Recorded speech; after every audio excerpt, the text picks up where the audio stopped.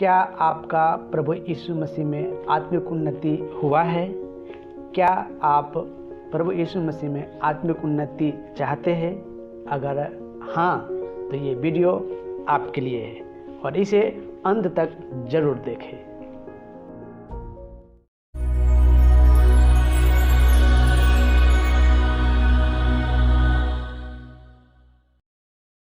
मत्ती की किताब 22 अध्याय का 28 वचन में हम पढ़ते हैं, प्रभु यीशु को सदूकियों ने एक स्त्री के बारे में कहानी बताई जिसने एक व्यक्ति से विवाह किया था और वो उसकी मृत्यु हो गई। फिर उसने उसके भाई से विवाह किया, बाद में उसकी भी मृत्यु हो गई। ऐसा 7 बार हुआ। तो सदूकियों जो थे वो प्रभु यीशु मसीह से पूछते हैं, जब वह स्वर्ग में होगी तो किसकी पत्नी होगी? तो सदूकियों ने इस प्रकार की कहानी कहकर प्रभु यीशु की परीक्षा की। वे लोग पुनरुत्थान पे विश्वास नहीं करते थे। वे चाहते थे कि यीशु उनके विचारों का विरोध करे तो वे उसकी शिक्षा को अस्वीकार कर सके। लेकिन सदूकियों को उत्तर देने के बजाय प्रभु यीशु उस समस्या के जड़ में गए और उसने उनकी वचन की समझ की कमी को उजागर किए। तुम पवित्र शास्त्र और परमेश्वर की सामर्थ को नहीं जानते, इस कारण तुम भूल में पड़ गए हो। मत्ती सुसमाचार 22 अध्याय का 29 वचन में ऐसा लिखा है।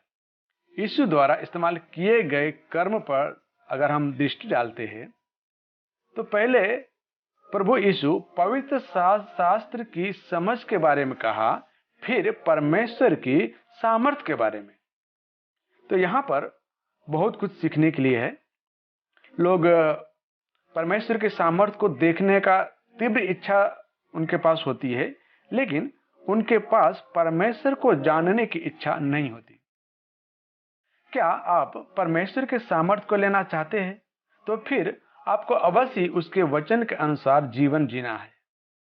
प्रेरित पतरस परामर्श देते हैं, नए जन्मे हुए बच्चों की नाई निर्मल आत्मिक दूध की लालसा करो ताकि उसके द्वारा उद्धार पाने के लिए बढ़ते जाओ। पहला पतरस 2 अध्याय का 2 वचन में हम पढ़ते हैं।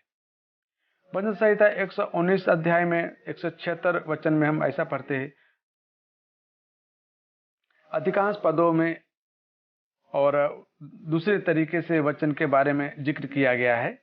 दूसरी बातों के बीच में ये वचन परमेश्वर के वचन को हमारा मार्गदर्शक, हमारे बुद्धि, हमारा आनंद और पाप के विरुद्ध हमारी रक्षा के रूप में दिखाता है।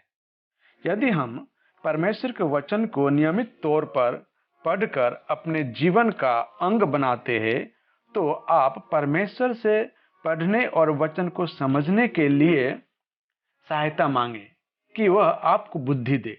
कई बार हम वह काम नहीं करते जो हमें करना चाहिए क्योंकि हम में अनुशासन की कमी होती है।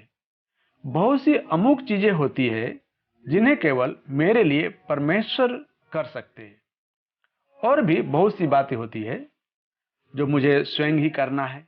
उदाहरण के लिए, जब प्रतिदिन प्रार्थना और बाइबल पढ़ने का समय आता है तो मुझे अवश्य ही यह करना है। यह बुलाहट मेरी इच्छा की क्रिया है। किसी ने भी मुझे यह सब करने के लिए जोर नहीं दिया, मैं स्वयं इसे करता हूं। और जैसे कि मैं प्रतिदिन बाइबल पढ़ता हूं तो मैं संतुष्टि का अनुभव करने पाऊंगा और मेरे लिए उन्नति होगी। शिशु केवल तभी बढ़ सकते हैं जब उन्हें उचित दूध और भोजन मिले। ऐसे ही विश्वासी के जीवन में भी होता है। यदि आप परमेश्वर में बढ़ने की इच्छा करते हैं तो आपको उसके वचन को लेना है।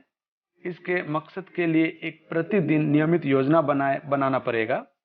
जैसा कि आप प्रतिदिन खाने के लिए योजना बनाते हैं, क्या खाना है, क्या पीना है, कब क्या करना है, उसी प्रकार से नियमित समय की योजना बनाते हुए हमें परमेश्वर के मार्ग में आगे बढ़ना है और इन सारी चीजों में पवित्र आत्मा आपकी सहायता करेगा। अभी हम देखेंगे दूसरा कदम। मसीह में बढ़ने का दूसरा सहायक कदम प्रार्थना और मनन, प्रभु के बारे में सोचना है।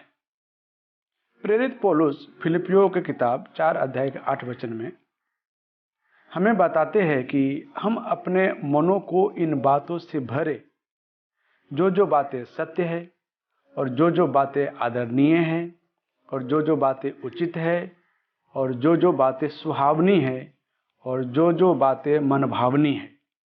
हमें यशायाह में एक प्रतिज्ञा दी गई है कि जिसका मन तुझ में धीरज धरे हुए है, उसकी तू पूर्ण शांति के साथ रक्षा कर। प्रभु के बारे में सोचना उसमें हमारे विश्वास को बढ़ाता है। यदि हम अपने विश्वास को बढ़ाना चाहते हैं तो प्रभु के बारे में सोचना चाहिए, या फिर हम ऐसा कह सकते हैं जो यीशु मसीह का उपदेश है, जो परमेश्वर का जो उपदेश है, जो वचन है, उस वचन के बारे में हमें सोचना चाहिए। हमें प्रार्थना करने की भी आवश्यकता है कि परमेश्वर अपने तरीके हमें सिखाएगा और हमारे मार्गों में अगुवाई करेगा।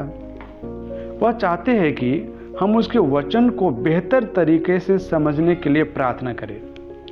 फिलिपियों की किताब 4 अध्याय का 6 वचन में हम देखते हैं, वह निर्देश देते हैं कि जिस बात की हमें आवश्यकता है वह प्रभु से मांगे। और हम इफिसियों 6:18 में पढ़ते हैं, और इसलिए जागते रहो कि सब पवित्र लोगों के लिए लगातार विनती किया करो। जब हम दूसरे मसीहों के लिए प्रार्थना करते हैं तो हम उनके प्रति मंडली की भावनाओं को दर्शाते हैं। हमें उनके लिए प्रार्थना करनी चाहिए जो मसीह को नहीं जानते, जिससे कि वे भी मसीह के पास लाया जा सके। तीसरा कदम यह है, मसीह प्रेम द्वारा शासित हो। परमेश्वर ने इस्राएलियों को मंडली में वास्तविक रूप से रहने और शासन करने के लिए 10 आज्ञा दी थी। निर्गमन 20 में हम देखते हैं 10 आज्ञाएं परमेश्वर और मनुष्य के बीच तथा लोगों के बीच के संबंध को व्यवहार में लाती है। हर एक बात को इस्राएलियों ने इन नियमों से तुलना की, उनमें से किसी ने भी उसका पालन नहीं किया। तथापि इस्राएलियों को इन नियमों को पालन करना काफी कठिन लगा। तो परमेश्वर और मानव जाति के बीच के संबंध को पुनः स्थापित करने के लिए यीशु मसीह को एक जरिया बनाया। रोमियो 8:3 और गलातियों 4 अध्याय का 4 वचन से 5 वचन तक ये वचन परमेश्वर की दया और मानव जाति के साथ सिद्ध सहभागिता की उसकी इच्छा को दिखाते हैं। जब लोगों का परमेश्वर के साथ ठीक प्रकार से संबंध होता है, तब लोगों के आपसी संबंध में भी सुधार होता है। जब मैं युवा था तो मुझे एक वृद्ध व्यक्ति के साथ काम करना था जो अपने काम में निपुण था। उसके साथ काम करना इतना सरल नहीं था। मैंने उसके साथ प्रेम का बर्ताव किया, लेकिन उसने उतना ही बुरा व्यवहार मेरे साथ किया। जब उसने देखा कि उसका अप्रिय तरीका मुझ पर कोई प्रभाव नहीं डाल रहा है, तो उसने मेरे प्रति अपना रवैया बदल दिया। उसने मेरे प्रेम के प्रति उत्तर दिया। उसके द्वारा मैंने बहुत से बहुमूल्य सबक सीखे, जिसमें एक यह है कि अधिकांश लोग प्रेम का विरोध नहीं करेंगे। जब हम यीशु को अपना प्रभु करके स्वीकार करते हैं, तो हम परमेश्वर, बाइबल और लोगों के विभिन्न विचारों को पाते हैं। यीशु ने हमारे लिए वह कुछ किया जो 10 आज्ञा नहीं कर सकी। जब हम उसके साथ समुदाय में प्रवेश करते हैं, तो हमें नए प्राणी बन जाते हैं या नई सृष्टि बन जाते हैं। जैसा लिखा है 2 कुरिन्थी 5 अध्याय का 17 वचन में, जो मसीह में है वो नई सृष्टि है।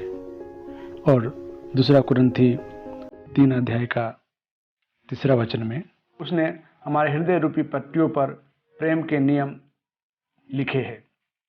यूहन्ना सुसमाचार 14 अध्याय का 23 वचन में ऐसा लिखा है, यदि कोई मुझसे प्रेम रखेगा तो वह मेरे वचन को मानेगा। यानी कि जो कोई भी यीशु मसीह से प्रेम रखते हैं, वो परमेश्वर के वचन को, परमेश्वर की आज्ञा को वो पालन करते हैं। यह प्रेम का नया नियम हमसे विनती करता है कि हम परमेश्वर की आज्ञा माने क्योंकि हम उससे प्रेम करते हैं।